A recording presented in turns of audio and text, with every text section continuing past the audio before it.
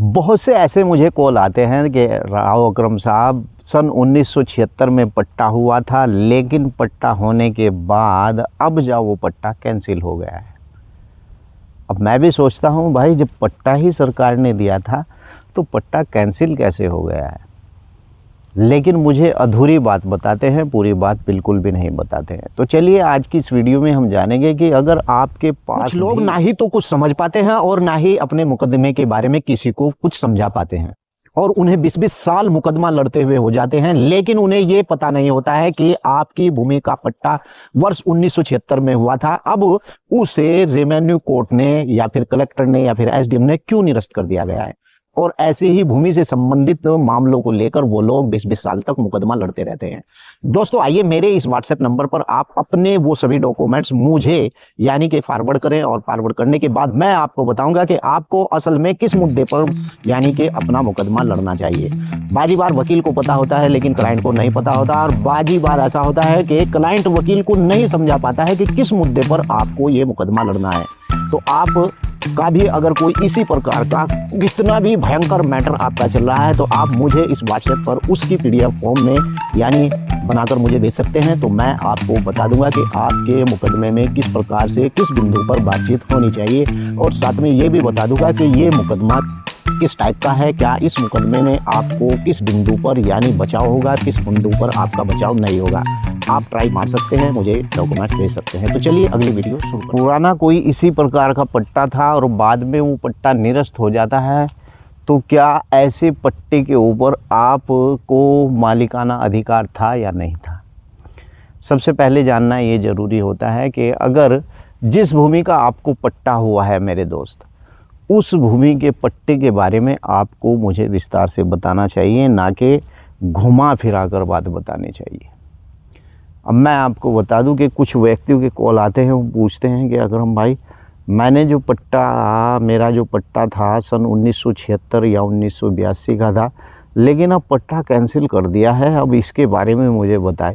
भाई सीधी सी बात तो ये है, अगर पट्टा कृषि भूमि का आपको हुआ था तो कृषि भूमि का पट्टा 10 साल के लिए होता है, और आपने अगर उस पर कब्जा कर रखा था तो ऐसे पट्टे को जो है बाद में जब भी किसी दूसरे व्यक्ति को भूमि का पट्टा दिया जाता है तो ऐसे में उस पट्टे को एसडीएम निरस्त कर देता है, कलेक्टर, और दूसरे व्यक्ति को उस पट्टे को आवंटन कर देता है। मान लीजिए कि आपके बाप को वो भूमि का पट्टा हुआ था, लेकिन फिर क्या हुआ कि आपने समय पूरा गुजर गया, आप फिर भी उसके ऊपर काबिज है और आपका समय पूरा हो चुका है, बाद में तो भाई वो पट्टा निरस्त ही होता है।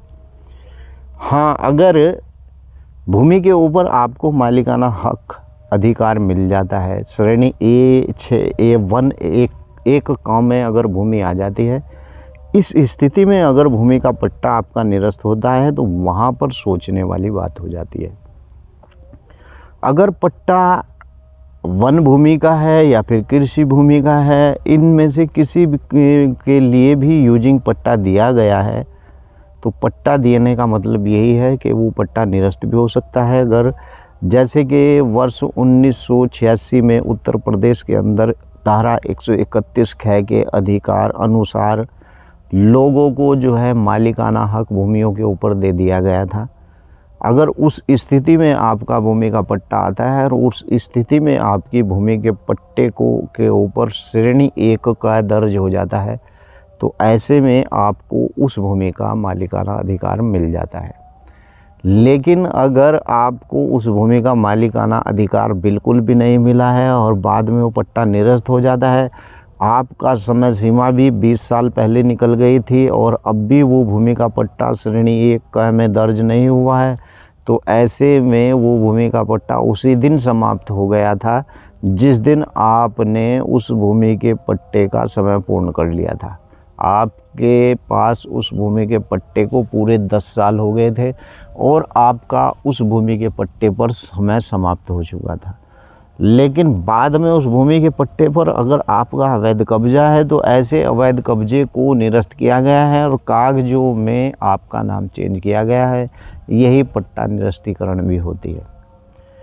अगर बात करें आबादी भूमि के पट्टे के बारे में, तो आबादी का जो भूमि का पट्टा होता है वो शुरू से ही उस पर लोगों को मालिकाना हक का अधिकार होता है। लेकिन यहाँ पर सामान्य वर्ग और ओबीसी वर्ग के व्यक्ति को छोड़कर सामान्य वर्ग का अगर कोई व्यक्ति है तो उसे आबादी भूमि का अगर पट्टा दिया जाता है तो वो 3 साल के अंदर अंदर उस पर या तो मकान बना ले।